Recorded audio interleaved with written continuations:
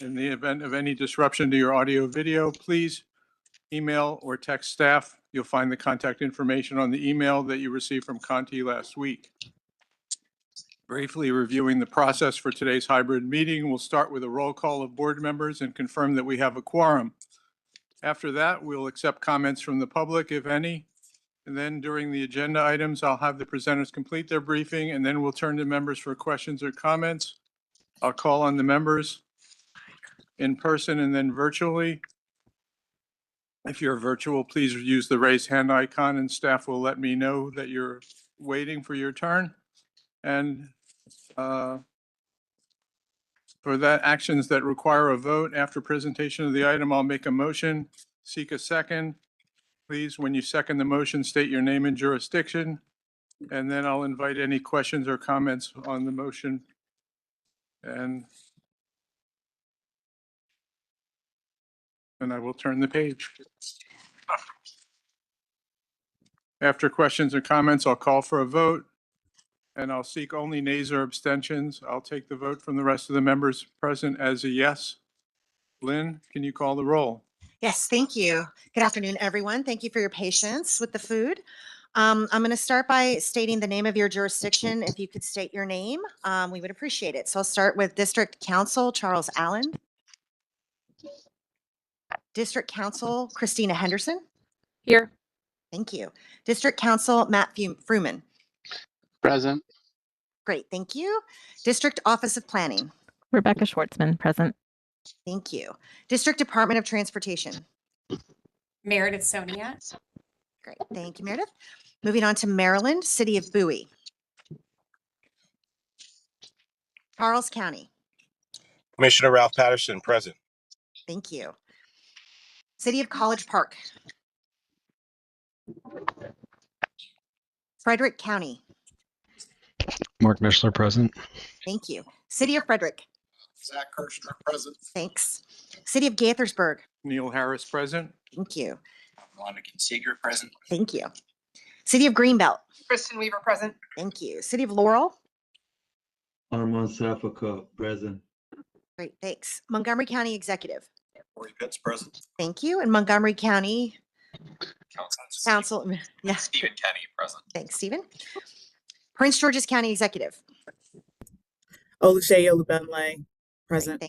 Thanks, Olshay. Prince George's County Council. Eric Olson, here. Thank you, Eric. City of Rockville. City of Tacoma Park. Amy Weselick, present.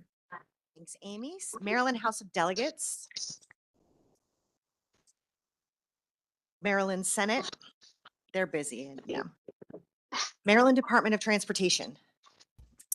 Carrie Snyder, present. Thanks, Carrie. Moving on to Virginia, City of Alexandria. Arlington County.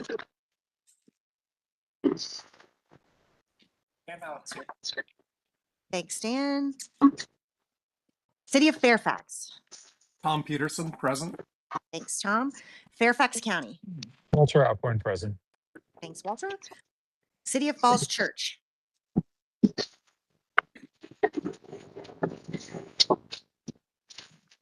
Loudoun County.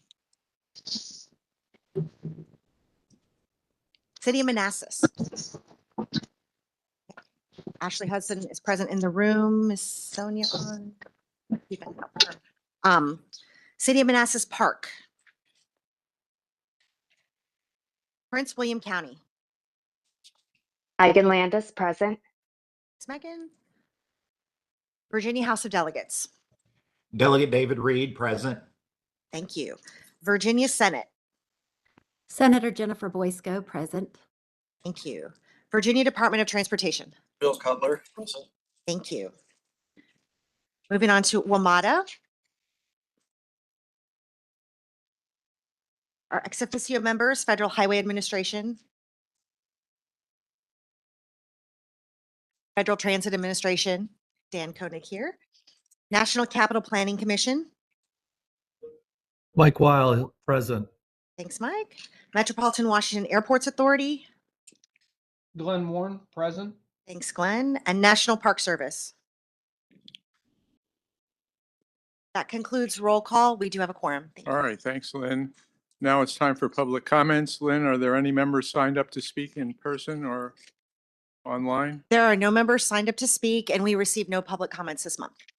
All right, we must be living right.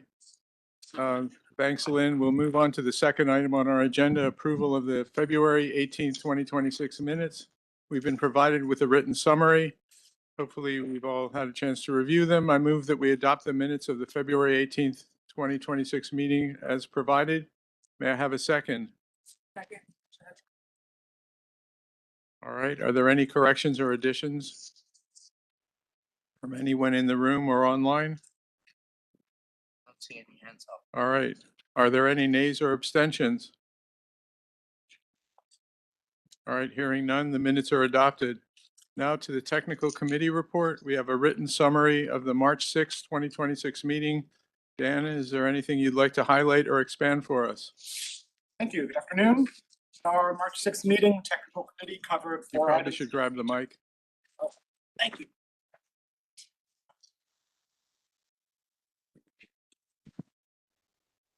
At our March 6th meeting, we covered 4 items that you'll see today during the board meeting. We received briefings on the draft FY27 Unified Planning Work Program and Commuter Connections Work Program, including funding proposed to carry over from last year. Following multiple committee and board briefings on these items over the past few months, the tech committee is completely comfortable with them and looks forward to another year of working with the fine staff here. We also received a briefing on the Transportation Resilience Improvement Plan. This plan IDs key strategies to make our transportation system more resilient in the face of a harsh environment. Certainly, we can all understand the need for that after the past couple of months of weather here. Fourth, we were briefed on MATOC, the Metropolitan Area Transportation Operations Coordination Program, which coordinates emergency responses across regional borders. This is one of those quiet programs that isn't often in the news, but is crucial to our system working. And the tech committee appreciated the very deep dive into its inner workings. We also discussed a couple of items that aren't coming to the board today, namely the Regional Transportation Resilience Economic Analysis, which expanded on the earlier resilience presentation to give us details on how cost-benefit analyses can be conducted for projects of that nature. And we received a briefing on the 2025 Federal Obligation Report, which gave us a glance into the inner financial workings of the transportation bookkeeping that TPB is federally mandated to perform, and is a useful thing for the technical committee to know. Finally, the committee heard shorter updates about upcoming federal actions, including the anticipated reauthorization, upcoming events, and the latest from DMV Moves and Visualize 2050. And that concludes my report. Thank you. All right, thank you, Dan.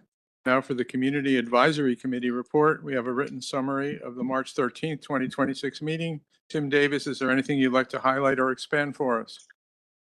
Chair Harris, it's my pleasure to deliver the CAC's monthly report. The CAC met virtually on March 12th. We received an update on the status of the DMV Moves initiative. We understand that the work plan will be discussed at our next meeting, and we look forward to that discussion. Thanks to Carrie Ann Price and Olga Perez for a lively discussion on freight and airport planning activities at the TPB. Among the many topics discussed, we were interested in the capital projects related to freight movement, in particular, the Long Bridge Replacement Project. Members also remain very interested in the air passenger survey, in particular, information having to do with how persons access airports via ground. As you know, the CAC holds time on every agenda to hear from members about transportation-related work that they are doing locally. Our members are very active across a spectrum of transportation-related topics, including airport and freight planning. With Bike to Work Day approaching, members will also have the opportunity to do outreach at local events. We understand that TPB staff can provide us with materials we can use at these events, and we look forward to communicating to our localities about the importance of regional transportation planning. I invite TPB members to read the CAC report for more details about our discussions, in particular the Q&A on freight planning. This concludes my report. Thank you very much. All right, are there any questions for Tim? All right, hearing none. Thank you, Tim. Now to the steering committee actions and report of the director. We have a copy of Conti's written report. Conti, could you please review that for us? Thank you. Thank you, Mr. Chairman and members of the board. You have a copy of my memo, the steering committee actions and the report from me. The steering committee met on March 6th. there were 4 amendments that the committee approved. The first of the 4 was from the District Department of Transportation, which added about $148 million in FTA funds for 2 projects and 2 district-wide programs. The largest funding was about $136 million for the Benning Road bridges and the related transportation improvement projects. And that was followed by about $9.5 million for traffic operational improvements across the district. Details are on pages 5 through 14. Maryland Department of Transportation amended the TIP to add about $25 million in build grant funding for the National Capital Plan and Parking Commission's connections on the Capital Trail Network program. And those details are on pages 15 through 24. Next, the Virginia Department of Rail and Public Transportation amended the TIP to add about $19.4 million for 3 projects, including the construction of at its VRE Franconia Springfield station, and as well as some rolling stock purchases. And the details of that are on pages 25 through 34. Lastly, the U.S. Department of Transportation's Eastern Federal Lands Division requested the TPB to add all of the projects within the TPB planning area in Virginia, Maryland, and the District of Columbia that the Eastern Federal Lands Division funds and implements. And the sum total, there were about 40 projects between the 3 states for a total of about $175 million. And these projects are listed out on pages 35 through 40.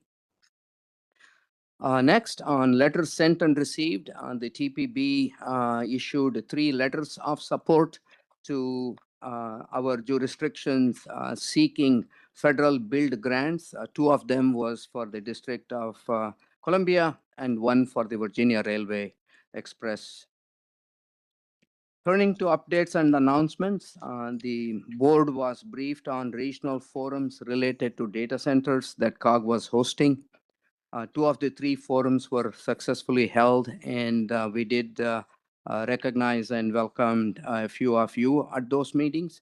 The third and the final, and the takeaways from those 2 sessions, the first forum was focused on energy, and the second forum was focused on water.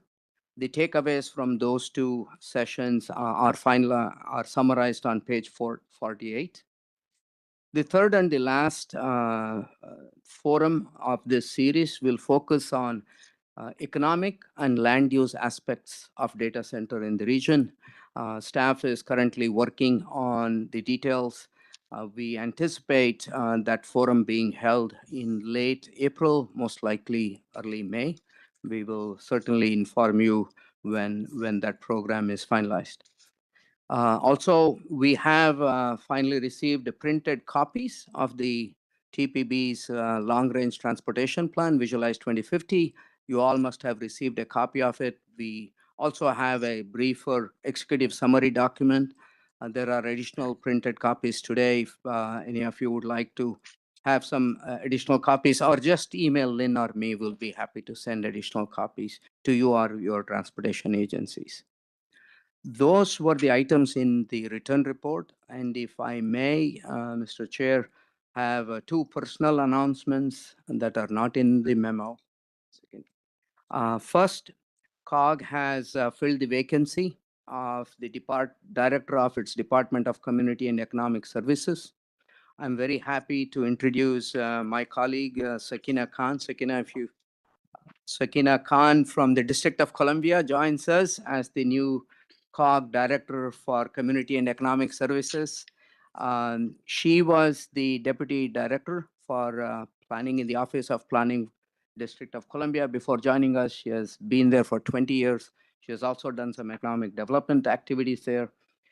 One of the things COG board did was expanded the responsibilities of this department to include coordinating regional economic development, which is critical to transportation planning.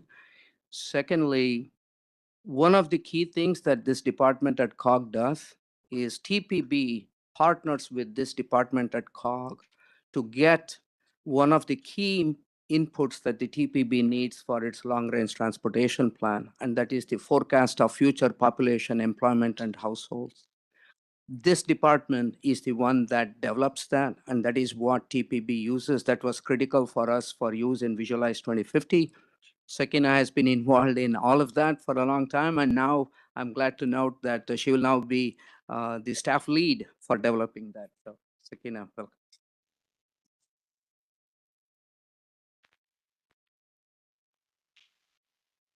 Second, it's a bit of a sad yet happy news to inform you that one of your senior staff members, Mark Moran, will be retiring at the end of this month.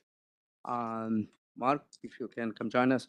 After completing 35 years of service to the TPB and to the region, certainly sad to lose his service and his company as a colleague, yet happy that he has reached this professional milestone. There's quite a bit I can say about Mark. I have known him for all of those 35 years, but I'll be brief. Mark directs the TPB's Travel Forecasting and Emissions Analysis program. This is a program that is both highly technical and it is critical to the TPB's responsibility as enunciated in the federal law.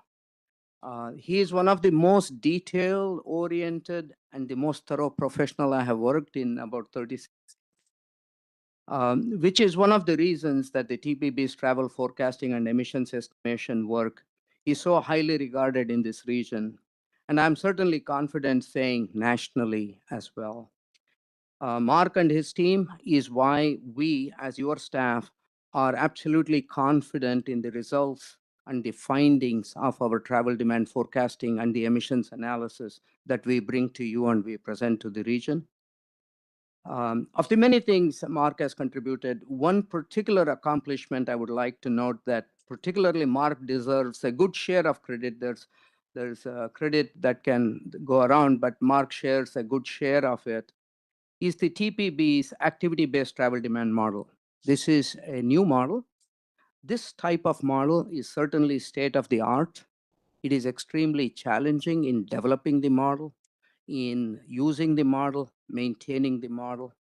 And Mark, 6 years ago, internally made a very passionate and ultimately very convincing case that the TPB should invest its time and money and develop a new model using the state of the art. Even though the current TPB model is the state of the practice, it is used by almost all consultants in the region.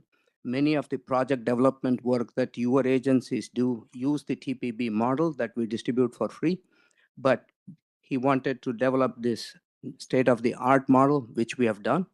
That model has, the beta version has been released, and the feedback from the consultant community and from the user community is very positive. We are hoping to finalize that model and adopt that as our model.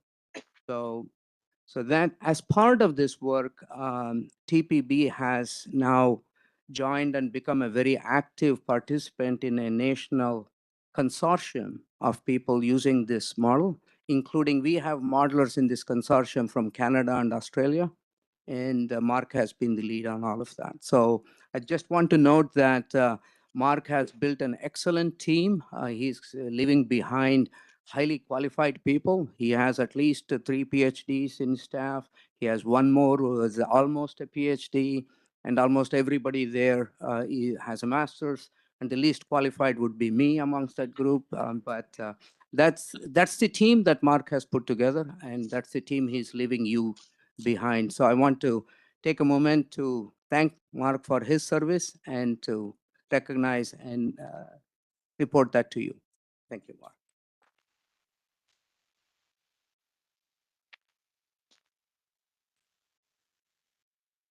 Is this one not on anymore? Okay, Mark, on the behalf of the board, thanks for your long service to this board and to our region.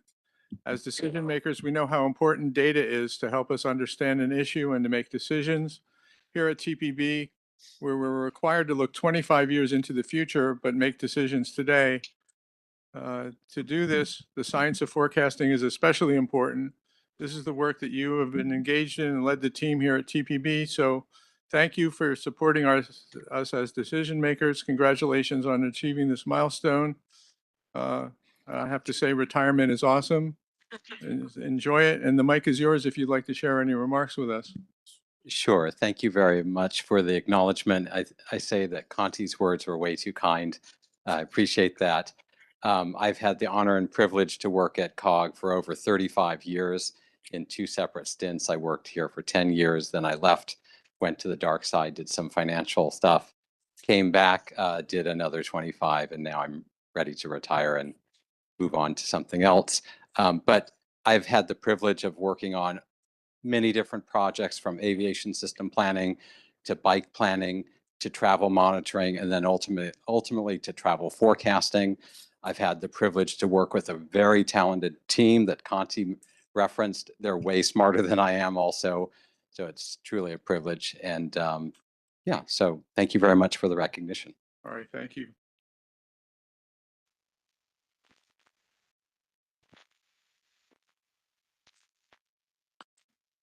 All right, now I'll take a few minutes to make some remarks.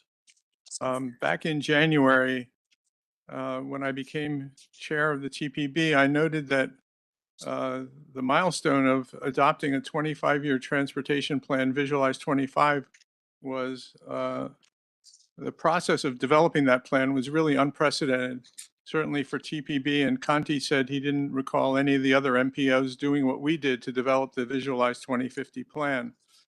But we know there's significant challenges remaining in our transportation system's performance outcomes. And I did say at the time that we should focus on looking deeper into these challenges and figuring out how we can take actions to make the outcomes better. So last month we did a deep dive on roadway safety. We know that travel in this region is interjurisdictional, and an incident on our roadways or transit system in one jurisdiction has impacts throughout the region. So this month we'll look at roadway congestion, or more specifically, how best this multi-state, multi-jurisdictional region can effectively and efficiently communicate during traffic incidents on the roadway so we can minimize congestion and maximize safety on the roadways. And how each of us can call upon the resources of our neighboring jurisdictions when we need additional resources to address incidents on our roadways. At the end of this item today, we'll receive some homework to have our transportation agency take a simple action, something that will help us all. But before we get to this, we have a couple of actions to take. We're briefed on this last month and received our reading assignments. So we'll start with an amendment to the FY 2026 Unified Planning Work Program, FY 2026 carryover funding to 2027, and approval of the FY 2027 UPWP. Lynn, can you get us started? Great, thanks. Amanda's loading a super short presentation. Again, this is the third time I come before you with our budget, the Unified Planning Work Program. So I just want to report out that there we go. I'm going to be asking you to take 2 actions today, adopting resolution R11 and R12. And this is the same actions we've been taking every time we approve work budget. Let's see. The first, I just want to talk about the carryover and the 2026 amendment. Typo there. So again, we talked about how we our revenue and expenditures. And at this point, the carryover, which is what we're pulling from the current Unified Planning Work Program. So we're working on work now. The new budget doesn't start. We don't draw down that until July 1. And there's quite a few months between now and then. So what we've done as managers is we looked at what projects we're not going to finish. So we pull that out of the current Unified Planning Work Program. And so that first action is to amend the current Unified Planning Work Program, to pull that money out and to actually carry it over. That's the first action. And then the second is to approve the whole UPWP as its entirety. Your homework assignment last month was to, check everything over. I did get a couple of comments and questions. Thank you, Ashley. Thank you, VDOT. But at the end of the day, the total amended 2026 UPWP is going to come out to 24.5 million. And the total new budget is going to be 28.9 million. So we have worked with our state agencies to confirm what our totals are going to be to spend for 2027. So what happens after we take action today? I do a lot of paperwork. I submit it to our federal partners. I also do some work for the carryover with the states. USDOT typically takes about 60 days to approve. We'll usually get a official letter from them. Last year, I think it was in May, which was nice. And work starts on July 1st. And again, this is one of, I think, 3 actions that USDOT actually approves. So thank you all for helping us get this right. And so that being said, without getting a lot of extra questions or comments, I'm happy to take questions now, but staff recommends approval first to adopt resolution R11 to amend the UPWP and carry the money over. And then the second will be to adopt resolution R12. So happy to take questions, Chair. All right, so first, let me start by, I move to adopt resolution R11-2026, an amendment to the FY 2026 UPWP to carry over funding into our FY 2027 UPWP. May I have a second? Second. All right, For Lynn. thanks. Matt, are there any questions for Lynn on the proposed amendment to our current year work activities or budget? Hearing none. All right, let's take the vote. Are there any nays or abstentions in the room or online? All right, not hearing none, the motion passes. Thanks. So the second action, I move we adopt resolution R12-2026, approval of the UPWP for the upcoming FY 2027. May I have a second? Second. All right, thanks again, Matt. Are there any questions for Lynn on the proposed work activities or budget? You're making it too easy for Lynn here. Okay, for the vote, are there any nays or abstentions? All right. Motion passes. Thank you. Next up is approval of the FY 2027 Commuter Connections Work Program, the CCWP. Now, the second and last action item on today's agenda, the work program and budget for the Commuter Connections Program for FY 2027. Dan Sheehan, will you please get us started? Yes, thank you very much. I appreciate your time this afternoon, and I'm looking forward to just providing a very quick refresher on the FY27 Commuter Connections Work Program. So I presented the budget and the activities at last month's meeting. Today we're just going to do a quick refresher. So the Commuter Connections Program is the region's TDM program, and we help commuters find alternatives to getting to and from work, whether it be carpooling, riding transit, or taking bike, bus, etc. So this work program contains all those items listed out. What we're looking forward to in FY27 specifically is to double the capacity of our pool rewards fan pool program. So that has reached its capacity. It's the first time we've reached this capacity in the program's history. So a lot of that has to do with returning to office orders that have come in the last year or so. And the demand for that program has surged. We're excited to continue to grow that one. We're also excited to revamp our regional TDM marketing efforts throughout the region. So we've got some fresh data commute data that happens once every 3 years. We'll be able to realign those messaging tactics to the current desires and needs of commuters in our development of future regional TDM marketing messaging and creative. So all told, the budget for the FY27 CCWP totals just under 8.4 million, which is a small decrease from FY26. This budget and work program were put together by members of the District, Maryland, and Virginia Departments of Transportation. They've been critical throughout this process, and we really want to thank them as well for their support in the program and their ability to have the foresight during those pandemic years, as I transition to the next slide here, to continue the program at not quite full capacity, but at a decent capacity during those pandemic years. We were really able to hit the ground running this year when the federal RTO took place, and a lot of consultants and contractors, et cetera, followed suit, and commuting really took off again this past year. So you can see some metrics there that I presented last month. Just a lot of increases in activity over the course of the year for our program, and we're looking forward to a great FY27 as well as we continue to meet the needs of commuters throughout the region. So with that, we do recommend staff recommends approval of Resolution R13, 2026 to approve the FY27 CCWP. Happy to take any questions if there are any. Thank you. All right, thank you, Dan. First up, I move we adopt Resolution R13-2026, approval of the FY 2027 Commuter Connection Work Program. May I have a second? Second. All right, thank you. Are there any questions for Dan on the proposed work activities or budget? All right, hearing none, let's take the vote. Are there any nays or abstentions? All right, motion passes. Thank you, Dan. Up, item number 9 is the TRIP Prioritized Project List Annual Update. It's an informational item. We'll have Catherine Raynone on staff brief us on the proposed update to the Transportation Resilience Improvement Plan that we adopted last year. We'll be asked to approve this update after our meeting next month. Catherine? Hi. Hello, everyone. Thank you for that introduction. So today we are going to talk a little bit about the TRIPS Prioritized Project List. And so firstly, I wanted to review briefly what that is. Since it's been a while since I've discussed this with this group.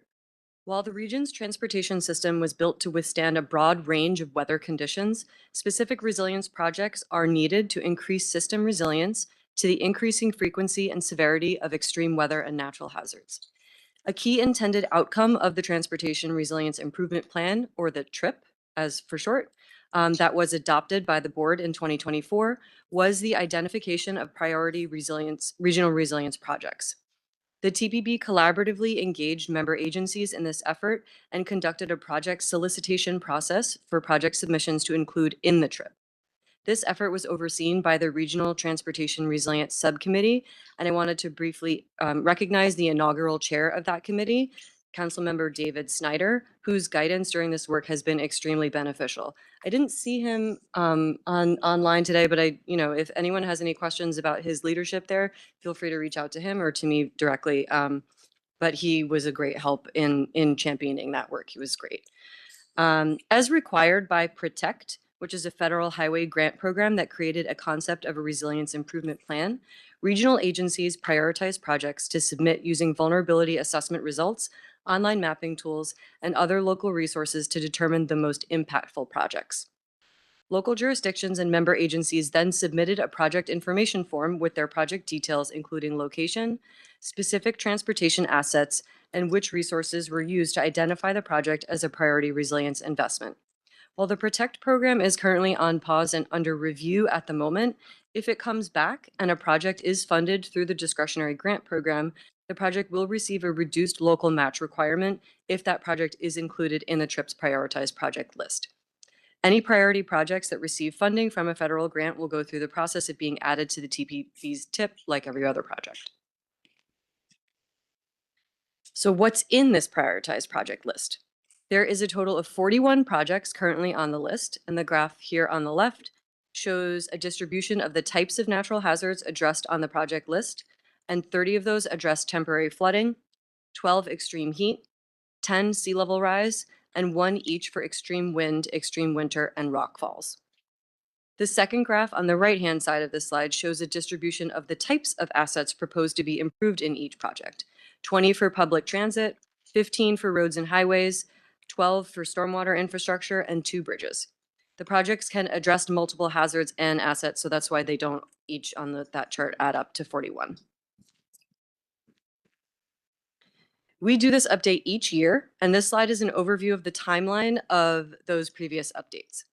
In the summer of 2024, the TRIP and the prioritized project list were approved by the TPB board and our Federal Highway Division representative. After the PROTECT notice of funding opportunity was announced in November 2024, we began the process of collecting projects for the first annual update of the prioritized project list in order to capture as many projects as possible to be eligible for that discretionary grant program with the deadline of February 24th, 2025. Unfortunately, a few weeks before that deadline, Federal Highway announced that review of the PROTECT NOFO, and it was removed from grants.gov. And again, the program is still currently under review at this time. And at the end of 2025, we began the process of collecting projects for inclusion in the 2026 annual update, which leads us to today, where I am presenting you the new additions and a few updates to the list. So 2 projects that were previously on the list have been updated, and they are both WMATA projects. The first one on this list is an updated title. And I have highlighted here what the updated title is, and on the right-hand column, the year that the update was made. And the second update is to note that a project has been funded and work is underway and currently on track for completion. I really love this particular update because this project list not only serves as a mechanism for future potential funding benefits, but it's a way for us to keep track of all of the various resilience projects that are being planned and therefore executed throughout the region. And here on this slide, we have the 2 new projects that have been added to this list. And I am excited to say that they represent 2 new localities that hadn't submitted projects to the TRIP project list in the previous 2 cycles, so we are expanding our reach. The first is the Cherrywood Lane Complete and Green Street retrofit submitted by the City of Greenbelt, which is proposed to address both the impacts of flooding and extreme heat. And the second is the Columbia Pike Stormwater Improvements Project submitted by Arlington County Department of Environmental Services. And that project is intended to increase stormwater collection capacity to reduce the impacts of severe flooding. In your mail out materials, there is a memo along with this slide deck that has an overview of the and updated projects, as well as the entire project list that has been updated with these new projects and the updates for your review. So the next steps, next month, you'll see me here again in the first part of the meeting. We are seeking board approval for this annual prioritized project list update with the addition of 2 projects and the updated updates to the projects that already are on the plan. So you'll see me again next month, and that is it for my remarks, and I'm happy to take any questions. All right, so first of all, thanks Dave Snyder for his good work on establishing this plan for the region. Good to see it being used by our agencies. Are there any questions for Catherine?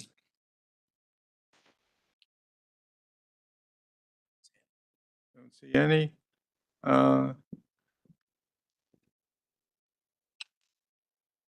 Let's see, I guess we have one suggestion, which is it'll be nice to know which of these projects are funded and underway. Having a list of projects is important, but we need to know that they're also funded and underway. All right, thanks, Catherine. Thank you. All right, next up, the item that will take up most of the rest of today's session, Transportation Systems Management and Operations Coordination Activities. Emergency preparedness and coordination during incidents on our transportation system. We'll have Tom Harrington on our staff set the context for us, and then we'll hear from Taryn Hutchinson about the MATOC program, followed by Eli Russ, COG staff, about Regional Emergency Support Function, RESF-1, which is a committee that works on coordinating operations to manage traffic incidents and other emergencies on our transportation system. I want to make sure that we hear from everyone, so please, we're not going to break for questions and comments after the first presentation. Please make a note of any questions or comments you have, and we'll hold until both presenters are done. Tom, take it away.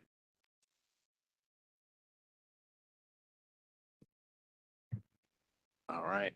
Thank you. Good afternoon. So yeah, our final presentations today will focus on one of the TPB's responsibilities as the MPO, and that's the Regional Coordination of Transportation Systems Management and Operations, or TSMO. Actually, I have a lot of acronyms to go through today, but so TSMO work activities accomplished in partnership with 2 independent groups that you'll hear about today. So the first is the Metropolitan Area Transportation Operations Coordination, or MATOC program. Our presenter today is Taryn Hutchinson. He's the MATOC facilitator, which is based at the University of Maryland's CAT Lab.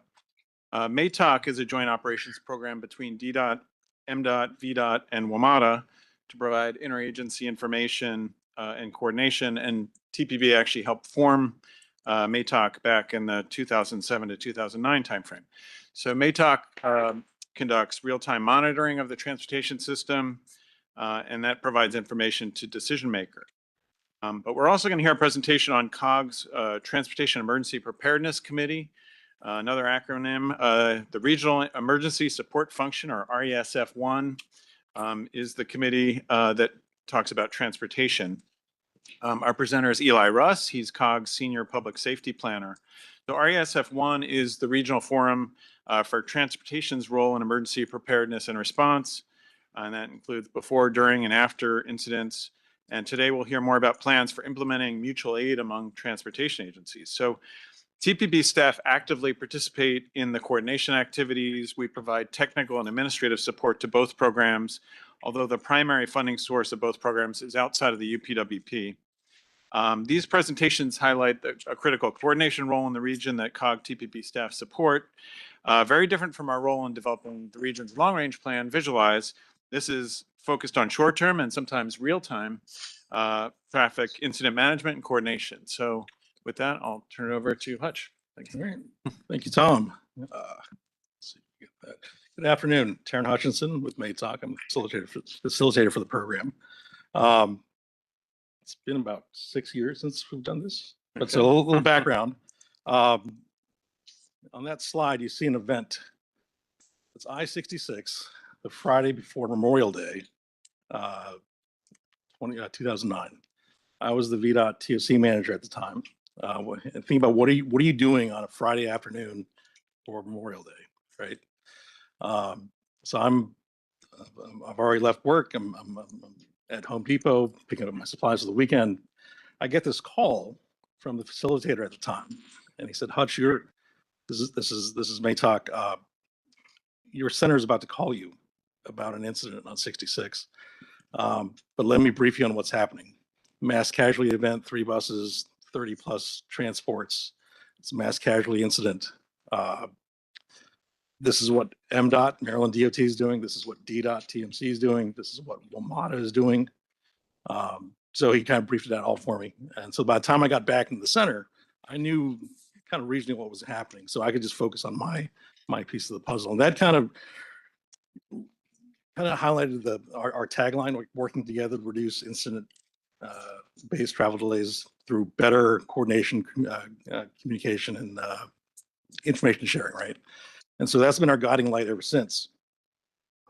Some more background, again, joint operations program between the 3 DOTs and WMATA in the area to make sure that we are all communicating, sharing information. So again, we're focusing more on just day-to-day DOT operations, traffic incident management issues. And our job is to keep everybody aware of things that are happening in and around their areas of interest.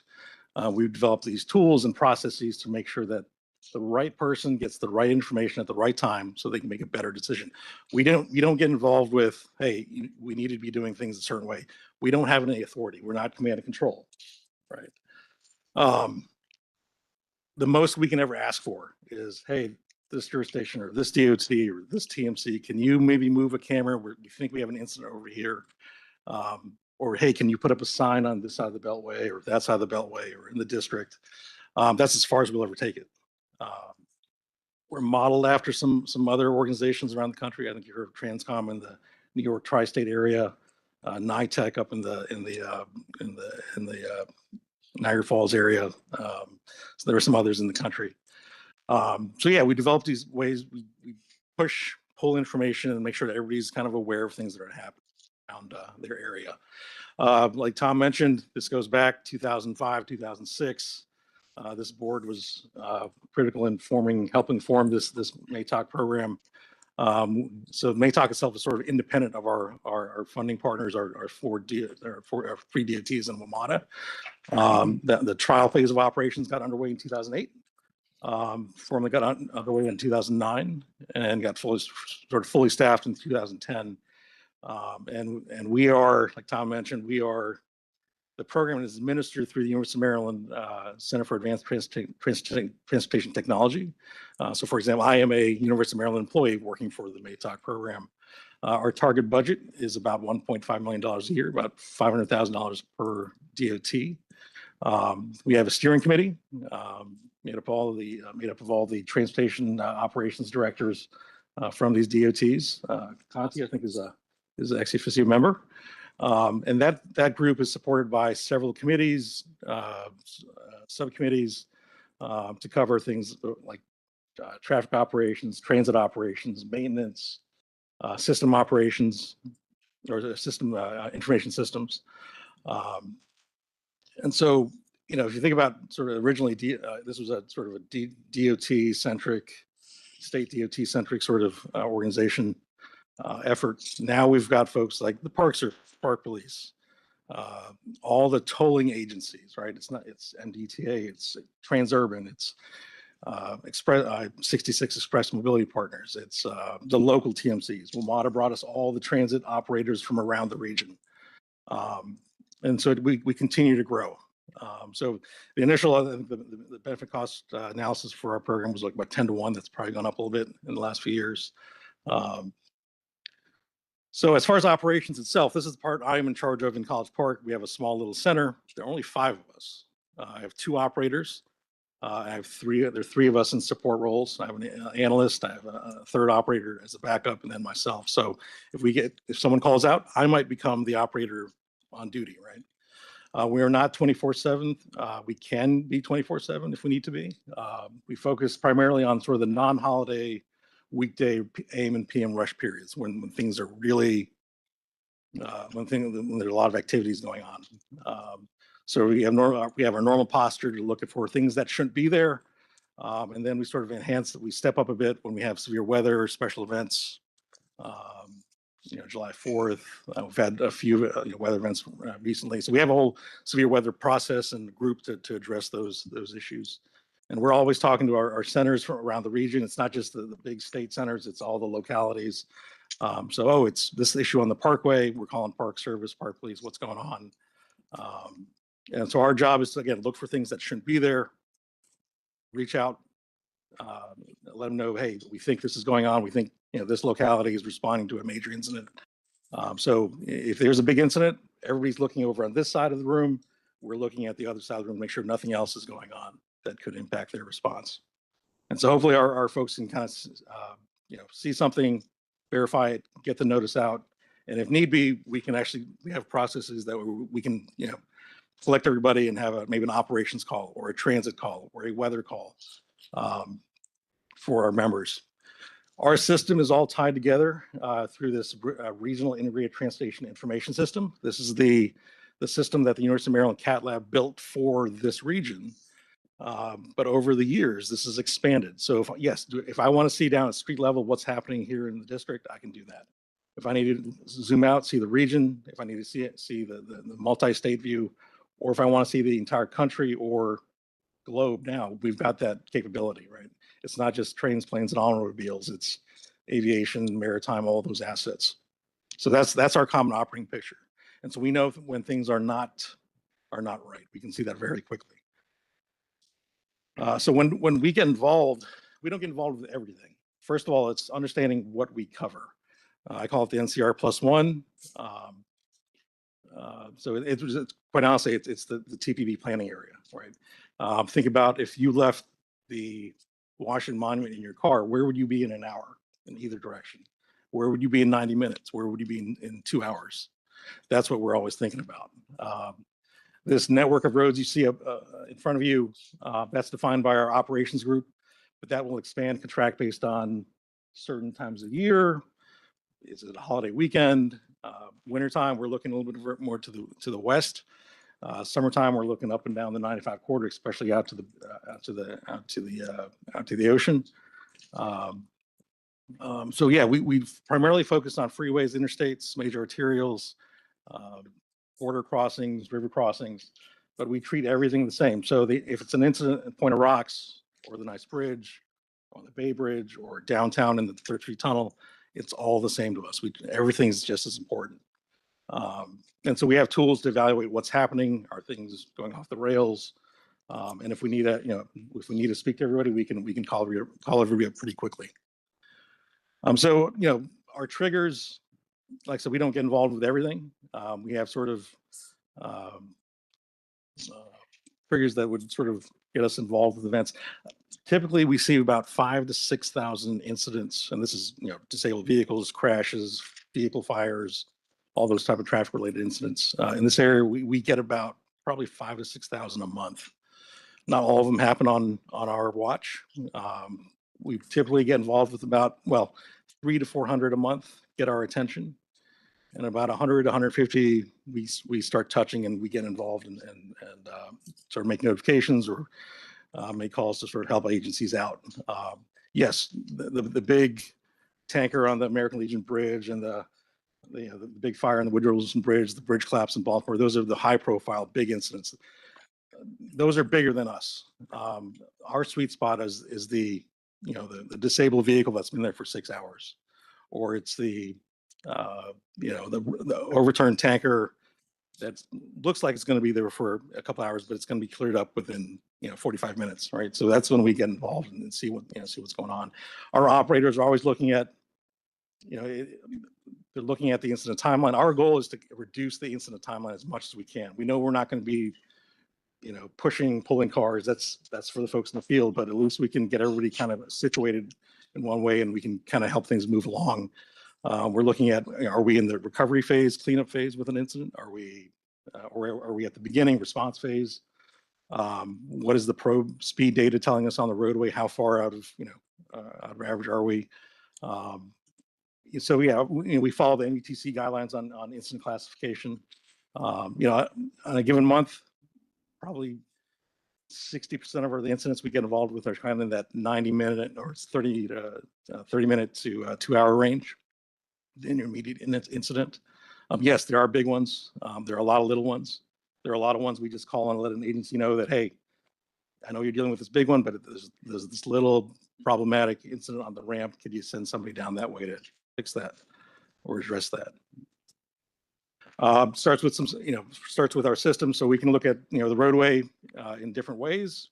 What you typically see on your phones and your cars is probably that center panel. But we look at speed data in the congestion modes. We know where things are slow.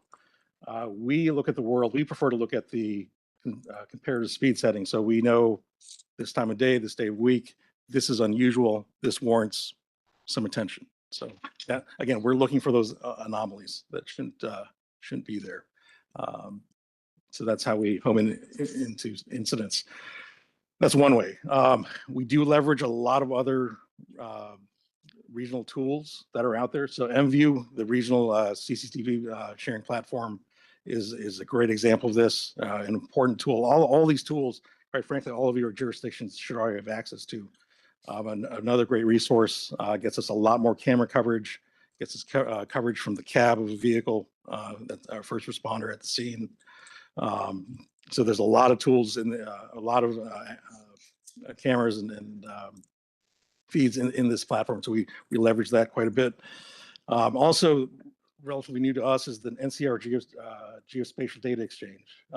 Really important program for the region. This is their CAD to GIS interface. So we hear about a closure on Route 1 in Fairfax, down in Norton. It's fire department activity. Oh, the road's closed. Okay, it's a house fire. We drill down and we see, no, this is a major response. It's not just a simple road closure. So we got a closure of US 1, a massive fire response.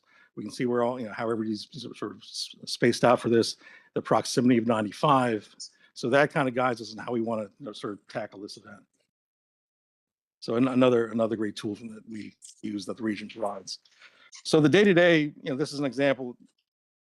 I could use this for I-270, 66, 395, 95 in Virginia, US 50. So there's a big event. We have the tools to drill down and see, okay, it's a major closure, a major incident. What's who's impacted by this? This is this incident's on 95 southbound before the ICC. Everybody's working around it. So the BW Parkway is being impacted. So we might call over the Park Police.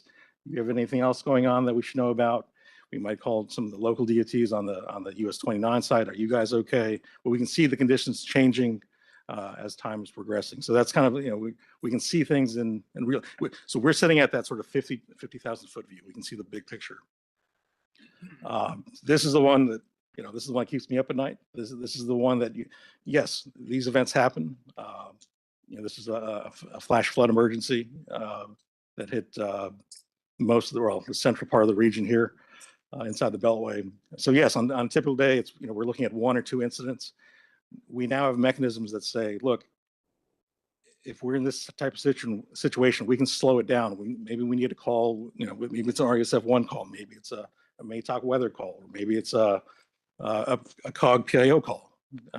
We need to get messaging out to keep people off the roads or at least stay home, right?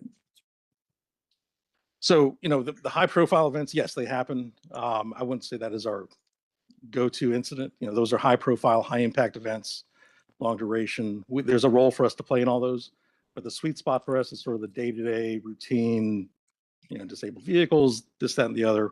I think with planned events, there's a process for that. We've got a lot coming up this year with all the 250 events and Freedom 250 events that we have to kind of think through. But weather is just as impactful. So we have a whole process where we look at what the forecast is, what the agency DOTs are planning or mobilizing for. So this started with operations. Now we're looking at our maintenance folks and saying, okay, here's the forecast, weather service. How confident are you? DOTs, what are you mobilizing for? Are they all at the same level? Is one lower than the other? What's the disconnect? What are your private forecasters saying? OPM, hey, what are your thoughts? And the whole idea is to get everybody at the COG snow call better informed of what's coming, and get those issues sort of discussed amongst our groups. So with that first, our first big event in a while, we were involved with this, 4 or 5 days, 5, 6 days ahead of this event. And we kind of had an expectation of what was going to happen. So you saw a very gradual return to normal, which took 2 or 3 weeks, but we touched on those topics in our discussions. I think that some of there are going to be some challenges with, well, we're at this phase of recovery. Can we redeploy resources across the region? How do we do that? That can be a challenge. So looking to the future, again, ongoing challenges for us internally at Maytalk. We have so much data, so much information. It's information overload. How do you balance the right tools and the right data? And also, we ride this knife edge of if we don't push enough, if we push too much, maybe that it just becomes noise. If we don't push enough information, folks don't get notified about the incident. So it's a constant balance for us. Also, system resiliency, making sure that all the data feeds that currently exist continue. So it's not just data sources, but radio communications is another one. So making sure that all those systems work when we need them to. Also, another challenge for us is anything that's sort of marked sensitive, right? Law enforcement or public safety sensitive, any private data that maybe agents or companies don't want to share, or we're trying to get access to. Utilities are a great example of that. Sometimes it's hard to get information out from those folks. So those are some challenges we work with. We look for opportunities to get more and more of the sort of traffic incident management folks to the table, all the practitioners. Right now, it's mostly sort of DOT. We want law enforcement, police, or fire, towing if they have a role to play. Media. We made some headways with the media, so we actually we communicate back and forth. It's kind of a back channel. Just we understand what they're looking for. We can kind of feed them information to get the word out quicker, provide context, and then we're also looking at how do we connect all these data streams with all these different tools. Can I sit in my legacy system and pull outside data into my legacy system? How would I do that, right? If I had that CAD data, how can that be shared across different systems? Is there a role for artificial intelligence? I don't know. I've yet to be moved based on what I've seen. There are some projects out there that we're looking at that might be helpful in predicting incidents based on what's happening. And of course, there's some new data sets we're evaluating. We have the ability now to go out and capture real-time dash cams from trucks around the country, not just this area, but other parts of the country. We can see vehicles moving around the roadways, all the connected vehicle data. There's all sorts of location-based services that provide that level of data. And of course, all these systems that we use, we want everybody else to explore. So for the system we use, RITIS, we want to encourage others to incorporate in their day-to-day. So, we look, if there are opportunities to help train, spread the word, get the information out, we're always happy to do so. So with that, I will wrap things up there. Any questions now or? All right, thanks. No, we'll hold questions until after Eli goes, but that was amazing. So thank you. Yes. Just like to add a couple of points to Hutch's presentation. 9/11 was the incident that triggered this impetus for this. At the TPB, there were a couple years of Dave Snyder was there, Phil Mendelson was at the TPB, bunch of other members. What they realized was there was an information gap amongst the agencies who could take action on, and there was a gap in awareness, what was happening where at what time. So that was the impetus. It took us a while, and we got some federal funding, and then eventually MATOC was set up. So a couple key points, as Hutch was alluding to, is the key benefits from an organization such as MATOC that TPB supports is when an incident happens, say, for example, if it's on Route 29 in Montgomery County or it's on Route 50 in Fairfax County, when an incident happens, the local traffic incident management staff are attending to that event, and they have good vision or good sight or good information about what is happening there. But there might be people who are traveling through that, but who need to get to another part of the region. And those transportation agencies do not know what is happening here. And the traffic incident management people are rightly focused on attending the incident. That is when MATOC pitches in and say, you take care of the incident, we will look at what is happening on the parallel roads. We will make sure that we call all the people, we call all the agencies, and we let them know this is what's happening. And this is only for members, our transportation agency members. They don't directly communicate to the public. There is a committee of public information officers. They will reach out to them. But they have all the names and numbers of the people that need to be called to notify, hey, this has happened on US 1, and this is going to impact Route 95, and therefore so-and-so needs this action. So that sort of overview, keeping awareness and sharing information is what MATOC has been doing. So thank you, Hutch. All right, thanks. Eli, you're up. Good afternoon. I'm Eli Russ. I'm the Senior Public Safety Planner at COG's Department of Homeland Security and Public Safety. I'm the COG staff for the Regional Emergency Support Function 1, or Transportation Emergency Preparedness Committee. I also manage COG's Regional Severe Weather Coordination Program led by our department's Managing Director, Scott Boggs. To build from my colleagues' briefings, I'll be discussing the RSF1 Transportation Emergency Preparedness Committee, the NCR Winter Weather Plan, and the regional framework for mutual aid and how TPB members and others can participate. Next slide.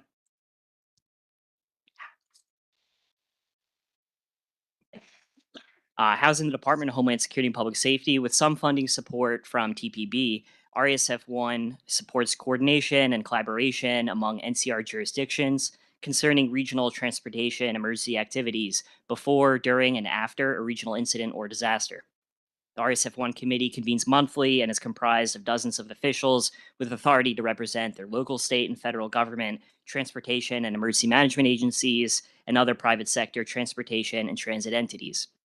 The committee provides input into cross-functional programs and issues such as RITIS, RICS, MView, and GDX, the Geospatial Data Exchange, or for mass evacuation, where transportation plays a supporting yet critical role. The committee is led by the longtime chairman, JJ Lanat from M.SHA, as well as Joe Warner from VDOT as vice chair. RSF1 will continue to be a regional voice for transportation emergency programs and, as requested, to advise TPB, its subcommittees, and other COG policy groups. And we encourage members to assign a representative to the committee if you have not already. New to the RSF1 work plan in 2026, Regional Traffic Incident Management, or TIM, is now integrated into RSF1's committee's regular business. This regional TIM component is led by the COG DTP staff and was formally organized under the SPOTS program.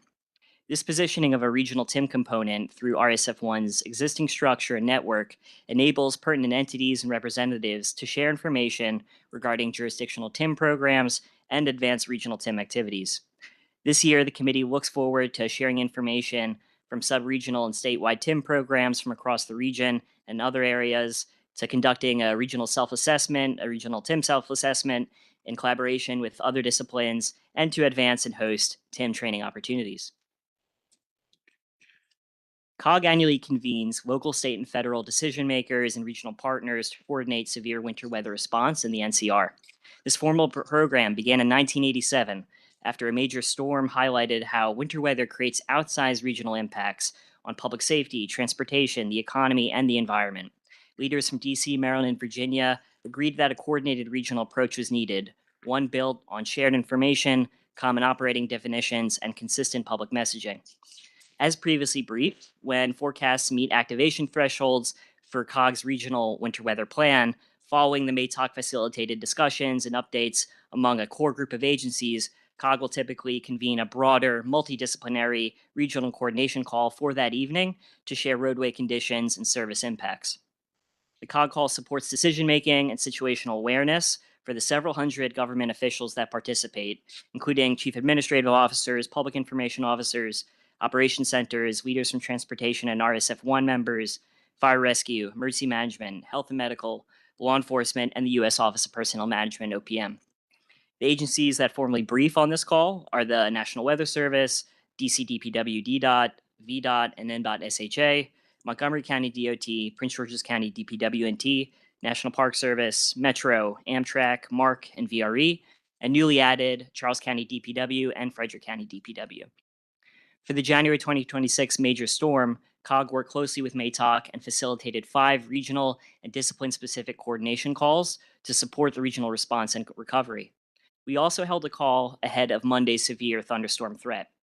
Discussions, including with the COG Board of Directors, are underway to identify and implement various lessons learned to better prepare the region for the next major winter storm. In addition to this public safety program, COG departments have several other winter initiatives, including our Winter Salt Smart and Protect Your Pipes campaigns, Salt Monitoring Project, and Cooperative Purchasing Program. And finally, COG staffer was recently appointed to the Transportation Research Board's Standing Technical Committee on Winter Maintenance and Response to Weather Events.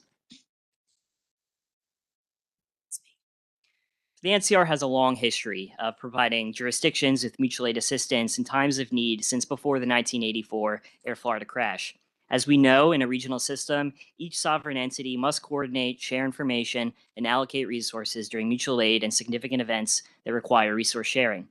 After 9/11, COG and various state and federal entities all recognized the need for enhanced mutual aid in NCR, resulting in Congress passing the Intelligence Reform and Terrorism Prevention Act of 2004.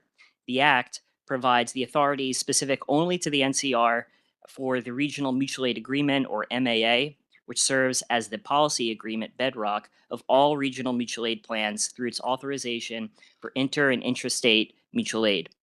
The Act federally defines the NCR to include all TPB members either as covered political jurisdictions or as a jurisdiction that shares a border and is therefore covered, as well as WMATA and MWA. The MAA is seamlessly leveraged for day-to-day incidents and special events, as well as for disasters, such as the 2025 DCA mid-air collision, the January 6, 2021 riot, due to the ease of administrative and operational implementation. Mutual aid under the MAA is never mandated and does not obligate signatories to request or provide assistance. Under the MAA, personal liability, workers' compensation, and other protections remain with that responding jurisdiction and agency. The MAA supplements any agency-to-agency agreement, concurrent jurisdiction, or state assistance compacts that may be in place. The MAA provides a legally reviewed policy foundation so that agencies understand the authorities that they have during mutual aid and how it relates to orders, reporting, and liability and other operations. Many jurisdictions have already signed the MAA, enabling them to enter into the Mutual Aid Operations Plans, or MAOP. However, the respective MAOP must be signed for complete coverage and operational effectiveness, which we will be discussing. MAOPs are the agreements that operationalize the overarching MAA for the needs and the processes of a specific public safety discipline. Through a MAOP, signatories have a widely utilized vehicle for regional resource sharing, which can include providing supplies, materials, equipment, vehicles, and personnel during a crisis or a planned event. Historically, agencies using a MAOP will not request reimbursement for services, and respective agencies can further specify any requirements with each other. MAOPs continue to be leveraged and developed by COG, demonstrating its reliability and utility across the spectrum of stakeholders.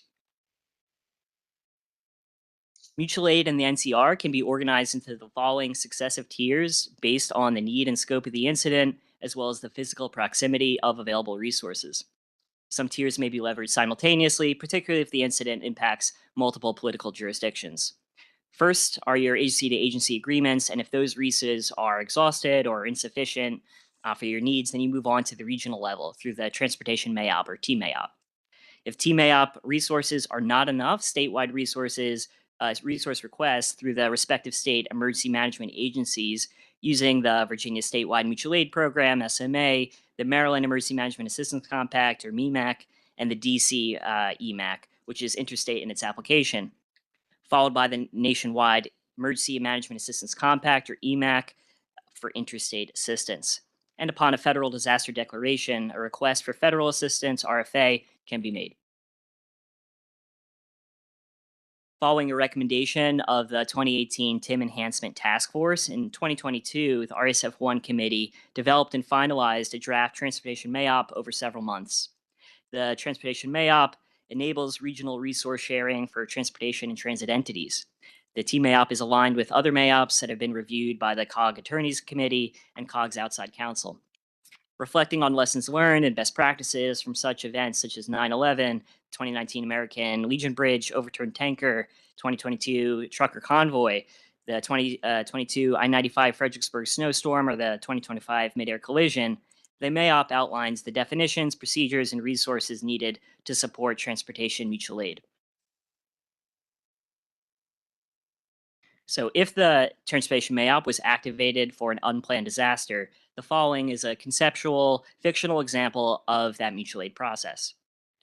Montgomery County, for the purposes of this, is a signatory to the MAA, and their DOT is a signatory to the transportation MAOP. They have conducted pre-disaster training and familiarization with TMAOP partners, which we encourage and help facilitate. Montgomery County experiences a strong tornado, damaging residences, roadways, and critical infrastructure across multiple neighborhoods and municipalities. Montgomery County DOT is already fully activated and is quickly overwhelmed by the number of extended road closures the traffic control resources will have to put in place and maintain. Montgomery County contacts a neighboring county to request assistance, but they are also impacted by the storm and they're not able to support. Montgomery County DOT, as a result, activates the transportation MAOP to request 30 road closure signs, 50 barricades, 15 bulldozers, and 3 roadway safety vehicles, all with operators. Montgomery County DOT contacts the RSF1 COG staff to request a regional notification for amplification, as well as a conference call to coordinate. A regional emergency notification system, or RICS, message is sent to TMAOP signatories with the details of the request, including staging and contact information, as well as an invitation to join a conference call in an hour. Internal agency discussions are held in the meantime to identify available resources to respond with. The TMAOP coordination call is held and deconflicts requested versus available resources and provides additional safety-related information for those responding mutual aid agencies. Responding agencies further confirm their assistance and coordinate directly with the requesting agency, Montgomery County DOT, for deployment. The incident eventually de-escalates with more resources and as more time passes, allowing for demobilization of regional mutual aid resources. Montgomery County, following the incident, produces an after-action report that is socialized with the region. This mock scenario outlines the straightforward cycle of a TMAOP request, illustrating the speed at which regional assistance can be mobilized. As mentioned previously, a multitude of regional tools and programs are available to support mutual aid planning and real-time operations that are also useful for daily and large-scale activities. This includes programs for sharing information to support decision-making, enhancing regional situational awareness and collaboration, and enabling joint communications. This includes a regional task order contract for preparedness planning, after action reporting, and training and exercise and other administrative services. This task order reduces the level of effort for jurisdictions to engage a contractor to strengthen their emergency readiness. This is one example of COG's cooperative purchasing program, which reduces costs by allowing jurisdictions to leverage combined purchasing power or join existing contracts through the COG rider clause. The NCR contracts database, which is a part of the program, lists more than 14,000 local government regional contracts, including de-icing salt and diesel fuel. Jurisdictions and transportation agencies are invited to become a signatory to the TMAOP to capture the breadth of its benefits. While multiple mechanisms for mutual aid exist in the NCR, the MAA and the Transportation MAOP are uniquely positioned to provide regional assistance faster and more seamlessly compared to other methods. In a recent RSF1 meeting discussing the TMAOP, state DOTs identified their primary mutual aid mechanism is to use EMAC, the Emergency Management Assistance Compact, for in-state and interstate mutual aid. It's important to emphasize that the TMAOP is another tool in the toolbox for agency leadership, and signing will provide them the flexibility in a crisis to quickly receive assistance that is closer to them compared to agencies outside of the NCR. Moreover, the TMAOP does not require the time-consuming administrative red tape of EMAC in that an emergency declaration is not needed, and the only local approval is needed for Transportation MAOP, while for EMAC you have to receive state approval. Additionally, mutual aid frameworks outside the MAA and TMAOP likely don't contain the NCR-specific liability protections afforded by this unique federal law. Lastly, joining the Transportation MAOP provides access to the regional planning, training, and exercise activities organized by RSF1. And though committee membership is not a requirement for signature, we do welcome and encourage new members. In conclusion, we strongly encourage all TPB members to sign the MAA and the TMAOP. With your support and advocacy, we hope to have agencies sign the TMAOP so that it can be fully implemented, and we have received recent interest from the members on this topic. Again, no agencies have signed the Transportation MAOP as of today. With signatories, RSF1 can continue to organize more effective communication tests, discussion-based exercise, engage with other disciplines, and more. I'll be providing this briefing to the TPB Technical Committee on May 1st as well for their awareness, and a copy of the MAA and the TMAOP can be provided by contacting your respective COG staff. COG remains available to brief your agency leadership, council, or jurisdiction's emergency manager to socialize the TMAOP and answer any questions. With that, thank you for your time today and for the continued collaboration across your jurisdictions and on this panel in support of the RSF1 Committee, the Winter Weather Coordination Program, and COG's Regional Mutual Aid Plan. Yeah, thank you, Eli. Just again, once again, the context for this briefing today, it's most of the TPB member jurisdictions have signed the mutual aid agreement, which is part one. Part two is the mutual aid operations plan document that has not been signed. So that mock scenario Eli provided of Montgomery County, Montgomery County has signed the mutual aid agreement. They haven't yet signed the operations plan. But all of that facilities, those benefits, those assistance will be available to all TPB members when they complete the part two. So that is why we are bringing this plan. This mutual aid operations plan development was done through a separate committee that TPB partners with, and it is now ready. The draft has been worked on by the state DOTs and others have been in the lead. We will share that draft document with the technical committee next month. So the ask really is to encourage all of the TPB member transportation agencies to review the draft, provide any comments you may have, but importantly to sign it, especially if you have already signed the mutual aid agreement. Signing the mutual aid operations plan document is what will complete that process. Thanks. All right, thanks. So what's involved? Is it just simply we pass a resolution locally and sign it, or is there a cost involved? So there's no cost to enter into any COG regional mutual aid agreements. The process is very simple. We request that your political jurisdiction executive be the one to sign the MAA. As Conti pointed out, the majority of members here have already done that first step. So then the next piece is to have your DOT, most likely agency head, review the transportation MAOP, and we'll send it for electronic signature once the jurisdiction lets us know who that appropriate point of contact is. All right, and so the only reason that people haven't signed yet is because this is a new process, a new document. It's a new process for transportation, though the concept is used on a daily basis for other public safety disciplines. And I think we also heard feedback that agencies, the DOTs are comfortable using their existing inter and intrastate processes, but they are not necessarily fully understanding the benefits of regional mutual aid and the speed and the fewer administrative red tape that can come along with that.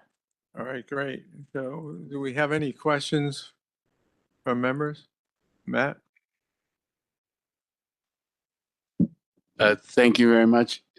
Really heartening to hear about all of the ways in which jurisdictions are collaborating on these efforts. A little sobering to see just how many cameras there are out there. I think it's ultimately a good thing, but a little bit sobering. Each of the frontline jurisdictions are tracking where their hotspots are, but I wonder if the MATOC ever gathers information, maps information about where they have seen incidents over an extended period of time, because it might help everybody see, okay, that's a recurring situation and maybe needs to be a focus. So to what extent you're dealing with the day-to-day and dealing with each crisis as it comes up, but to what extent do you step back and look at what you've seen over a 10, 15-year period? So that's a bigger question for probably the state DOTs to address. Now, the systems that we use collect all that, so you can very easily pull that type of data and see, oh, the American Legion Bridge is the big hotspot for the last 5 years, or Georgia Avenue, or 29 Virginia. What the tools are there to pull data from. We have of the events we get involved with. We track our own sort of areas to see where are we not looking in certain areas. From our perspective, if you look at the maps that we create for our internal purposes, it's all the big interstates, all the big arterials, and it's kind of evenly spread. Every year is different. Sometimes it's a little more Virginia heavy, maybe it's more district heavy. A lot of times it's right at the borders, because those are the ones that grab our attention first. But overall, the systems we use capture everything. So it's statewide Maryland, it's statewide Virginia, it's district wide, right? So anyway, that's. So if I could add to that, Mr. Fruman, of the many tools that MATOC uses, Hutch talked about the RITIS system, which is where all incidents with lots of details are in there. TPB is required to have a congestion management process, which we do, and we provide a report.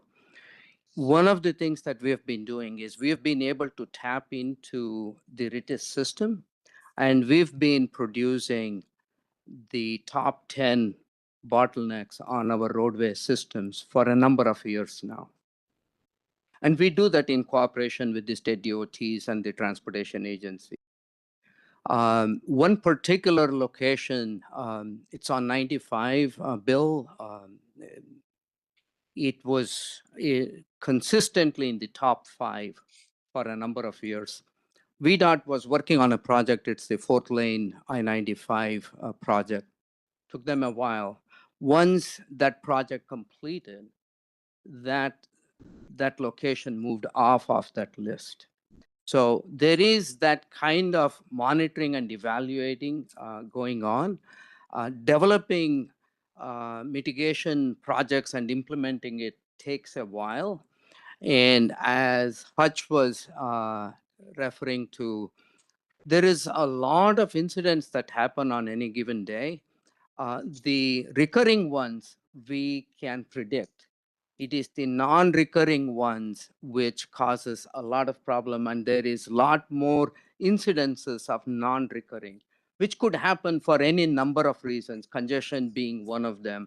But so many of the other driver behaviors is part of the non-recurring ones. That becomes a little bit challenging, and that keeps changing. Mr. Delegate David Reed had a question on. All right, please. Yes, David Reed? thank you, Conte, and thank you, Hutch. I wanted to go back to the MATOC briefing, and this all seems really very valuable and beneficial. Can you share with me and everyone how this is currently funded? I can't speak to the specific DOTs, right? I think in years past, I think some of the dots use CMAQ as a funding source. Like I said, I can't speak directly for the DOTs, but they have their mechanisms on how they fund the program. Okay, but I guess my point, Conte and Hutch, is this is not funded with federal dollars that we're concerned is going to be cut. I think I'm going to look to our DOT partners here, but at a very general level, the state DOTs have remained firm in their commitment. The total budget for MATOC is $1.5 million per year, and the 3 state DOTs each contribute $500,000. The part of money each state uses to contribute $500,000 varies a little bit. And some of the parts, for example, at one time, and things might have changed, in VDOT was using CMAQ funds towards this, because that is for congestion mitigation and air quality. So that was an appropriate use, and they were using it. We are currently in the process of federal reauthorization of the federal bill. And so far, we have not heard that CMAQ program could be discontinued. So it's a little bit uncertain as to which state will be using which federal fund in any given year. And some of those federal funds, there is some uncertainty right now. And the funds that are facing some uncertainty at the federal level are generally tied with climate and equity programs, and not many of the operations and capital programs. So, but Okay, again, I invite the state DOTs to comment if they have more. No, and that's helpful because I guess what I was trying to clarify is that this was not in any way tied to the anti-terrorism coordination center that exists in Northern Virginia that I think experienced a $12 million cut in funding from the federal government. So completely separate entity and Yes. a significantly smaller budget than the $12 million that was cut from the federal government for that other initiative. Yes. Okay, that's good to know. That's a federal program called UASI. That has gone significant cuts in the current federal administration, and the local jurisdictions that had been for decades reliant on that funding for many of their public safety operations and functions and capital programs have had to backfill that, and that is in the tens of millions. You're correct. That is not the funding that is supporting MATOC, at least. Okay, that's good to know. Thank you. All right, Mr. Snyder. Thank you very much, Neil, and thanks for this presentation. It's on. Thank you. Can you hear me okay now? Thanks a lot. So thanks for this presentation, and it's a real credit to the Council of Governments and to the DOTs for taking an idea and making it a reality and continuing to improve that reality. And this presentation we heard today is a great example of that. Talk about an important function being performed at an incredibly efficient level, $1.5 million critical program like this.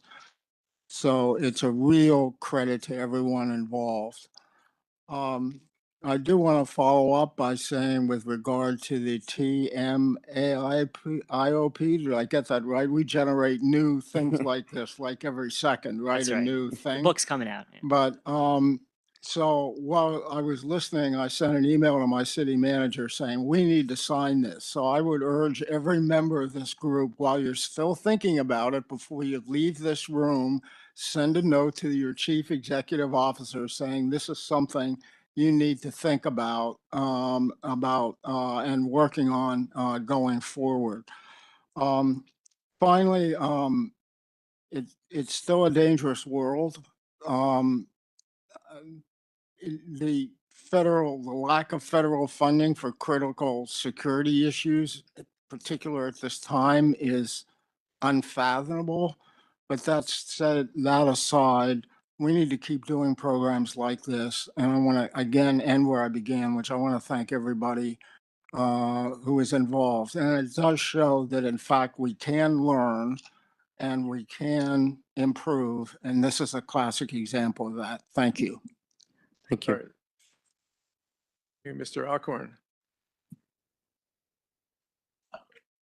Thank you. Just to follow on that, I know there's actually a physical location in Virginia where some of this activity is coordinated. There's PSTOC, the Virginia PSTOC, and it's co-located also with our Fairfax County 911 service. And I guess one question I had was, how would the co-location, that activity fit into basically what you're asking for? And then the second is just a more general question. How's that working from your perspective? Because I know in Virginia, we put a lot of work into trying to co-locate a lot of these transportation and public service systems. And we also, like DC, we have a real-time crime center now where some of those cameras that you mentioned, Matt, are really critical. So just two questions there. How's it working? But also, in Virginia, how would that fit into? Sure. So I think the Transportation MAOP and other mutual aid plans in the region are perfect examples of the need for resource sharing, right? Take any weather event, we often see certain parts of the region maybe more impacted or recover more quickly than others. And in a time where contractor resources are running low, a lot of agencies have staffing challenges as well. It's incumbent on us to make sure we're finding opportunities, we're having seats at the table during these planning discussions, and we have agreements like this signed and ready to go, so that when that bad day does come, everybody's ready to kind of help each other out. Speaking to the Call PSTOC and that operation, so my first job was at PSTOC when it first opened, so I'm very familiar with that facility. Overall, it works great. Like if we have questions, right, where it's called a VDOT, could you check with the county or 911 or what have you, what's going on? There have been situations where we're getting media reports, we see some CAD data, social media data, information out there, and we don't see anything in our system. So again, it's a quick call. Hey, it might be not at the state level, but is the locality working on anything? And that's hold on a second, let me check. A few seconds later, yep, they've got this issue going on. We don't need to be involved, but that's what's happening. So I think that's the benefit of having all these centers sort of co-located, having all those centers or organizations together on the floor. 15, 16 years ago, it used to be, who are you and why are you calling? And now when they see our number, it's, uh-oh, what's going on? What are you calling us about? What should we know about? Got it. Thank you. All right. Neil, if I could. Cutler. Yeah, thank you. Bill Cutler, Virginia Department of Transportation. I just want to take a moment and thank all the members of COG for the foresight of developing the structure that includes MATOC. This is crucial to the functioning of our region. And as the leader of VDOT in Northern Virginia District, I see this on a regular basis, whether they are planned or unplanned events, weather events, inaugurations, security events. MATOC and what COG have put together with our regional partners is a framework structure by which coordination and collaboration must happen. So it's not really a question of will it happen. It's there to happen, and it is very healthy for our team to learn what others are doing in the region and to share what's going on. Some of these calls are critically monitored by your public school system leaders, who are very interested as well, particularly in snow and weather events. So a lot of good things there. I do want to make a distinction between MATOC and VDOT's Public Safety TOC, a TOC. We are located right across the street from VDOT's Northern Virginia District Office in the area of Fair Oaks Mall and the Fairfax County Government Center. We're open 24 hours a day, 7 days a week, 365 days a year. VDOT never closes, and I'm sure that Maryland SHA would say the same thing, and DC DOT and many others. So we are constantly monitoring the roadway network, obviously starting with the interstates, then to the primaries and the high volume secondaries.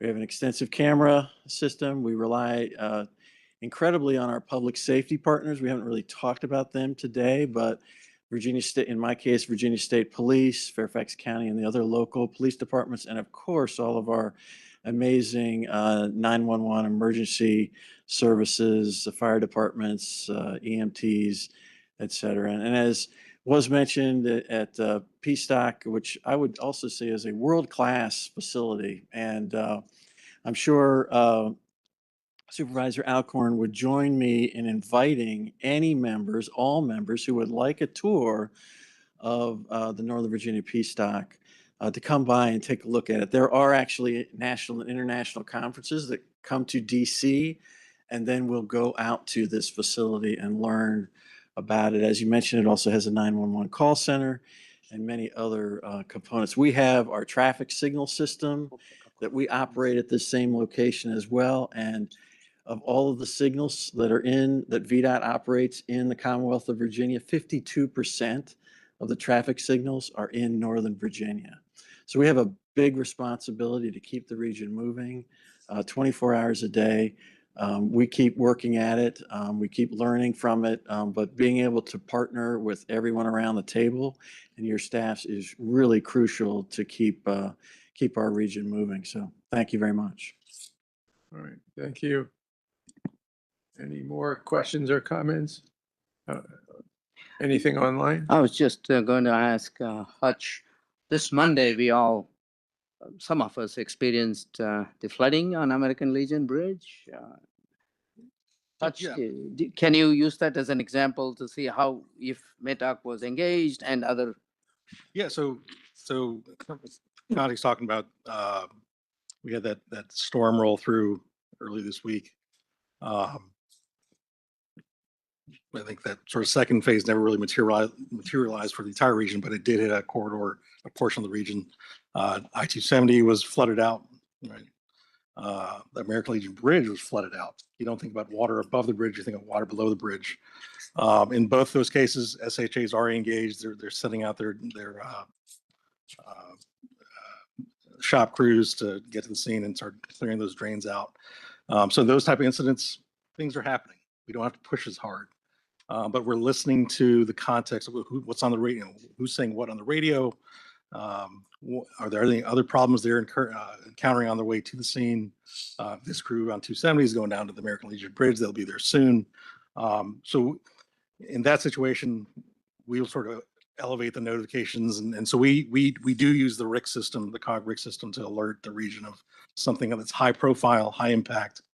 So in that case, we do our own notifications amongst our agencies, but we also hit that big red button, the RICS notification call, or that messaging system, and say, hey, outer loop, it's closed at the American Legion. We try to include some visuals, provide more context, and that triggered additional alerts from Montgomery County to let them know that, hey, coming out of the county, you're going to be stopped at the American Legion Bridge for this particular issue. So that's the day-to-day. That's kind of the normal the normal cadence of what we do. Now, for big events like, gosh, the January 25th, big snowstorm. That process starts well ahead. That's, you know, we're talking 5-6 days ahead. And again, trying to get best information to the decision makers on that big regional call. So we're all kind of aligned. We know what to expect, roadway conditions, mobilization plans, all that. So.